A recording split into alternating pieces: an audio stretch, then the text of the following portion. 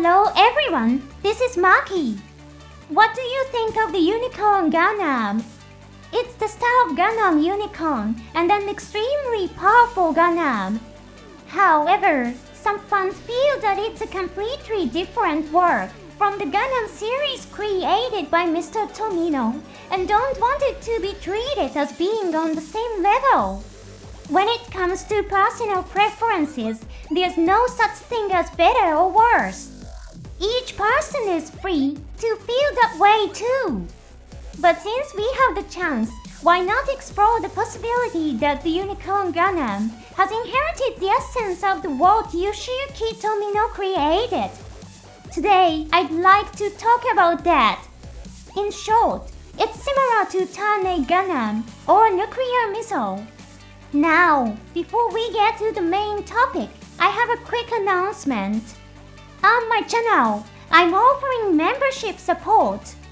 For just 99 cents a month, you can get a name badge and comment stamps. Alright, then let's begin our research. The Unicorn Gundam could be seen as a symbol of the decay and corruption of the Earth's Federation government. The theme of the corruption of a massive organization appears often in works of fiction. In Hathaway's Flash, for example, the protagonist Hathaway Noah takes up arms against the corruption of the Earth's Federation government. So, what exactly makes the Unicorn Gundam a symbol of corruption?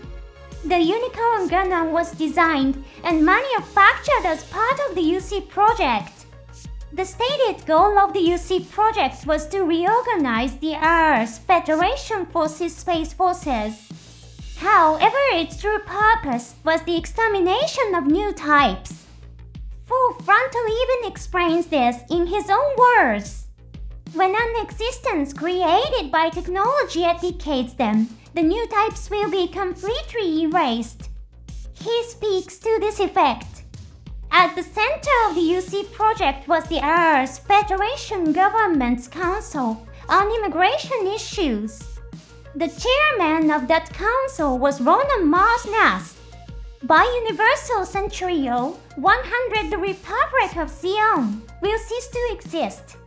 If the Republic of Xion, the origin of the term new type, and its embodiment disappears, the public will forget that new types ever existed.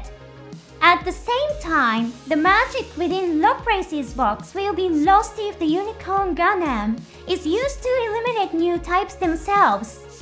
As I mentioned in an earlier program, when the existence of new types, the hearts of those who believe in new types, and an exceptional leader come together, Loprace's box can unleash astonishing power.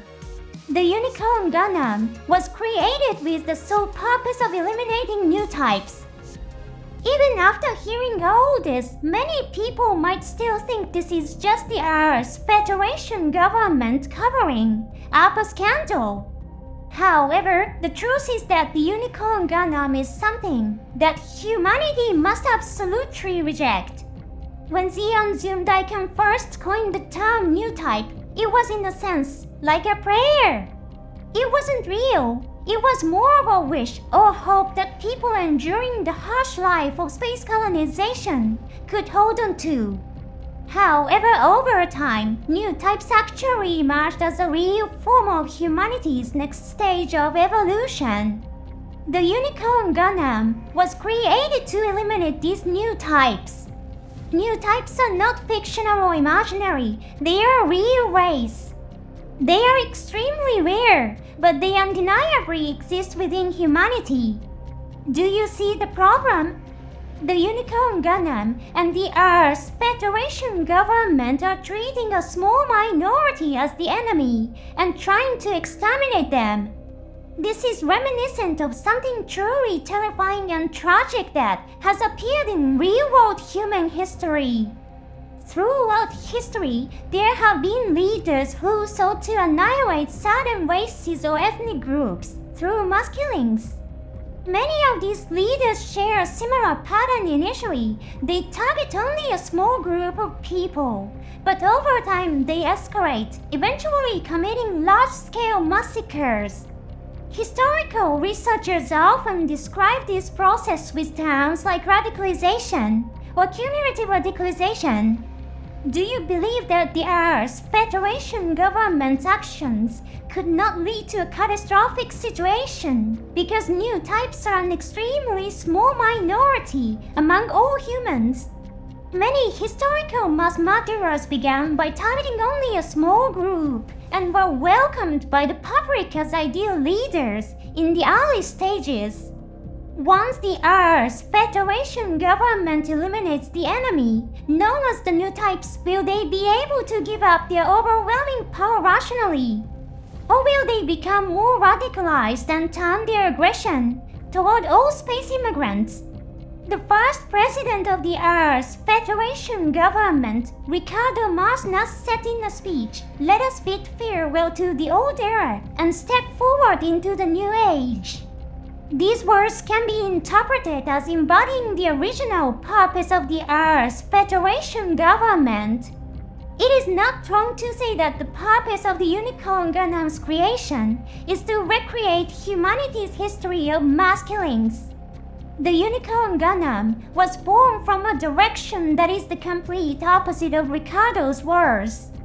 This is the basis for the idea that the Unicorn Gundam is a symbol of the Earth's Federation government's decay and corruption. What role did the Unicorn Gundam play in the story, then? The Earth's Federation government was willing to commit mass killings for the sake of its grand objective and resorted to using a colony laser. This action disregarded the lives of innocent people. The Unicorn Gundam and Banerjee Lynx unleashed their full abilities to save lives. The second unit, the Banshee, broke the Marsnas family curse and saved Ronan Marsnas' heart. This feat proves that the Unicorn Gundam has inherited the genetic essence of Yoshiyuki Tomino's world. As I mentioned earlier, it is similar to the Tane Gundam and nuclear weapons. In Tane Gundam, there is a scene in which the Gundam uses its rotating hands to wash clothes in a river. It even uses its exhaust system to dry the laundry. It's a peaceful, almost dreamlike scene. Later in the story, a falling meteor headed for the lunar city is destroyed with nuclear missiles. At that moment, the protagonist shouts, "If you are a creation born from the wisdom of humanity, then prove it by saving lives." The scene shows that even if something is created as a tool for battle, the way people use it can bring about completely different outcomes. This element often appears in Gundam series that are not directed by Tomino as well. In the Zero 8MS team, for example, a beam saber is used to heat water to treat frostbite in the snowy mountains. The character then soaks in the warm water to prevent further loss of body heat. The Unicorn Gundam is a symbol of the Earth's Federation government's decay and corruption. Yet, through Banerjee Lynx and Lady Marsnas, it has also shown itself to be a worthy addition to the Gundam series. I'd love to hear your thoughts in the comments too. Gundam Unicorn has many fascinating themes. I plan to continue researching them. Thank you for watching until the end. See you in the next program.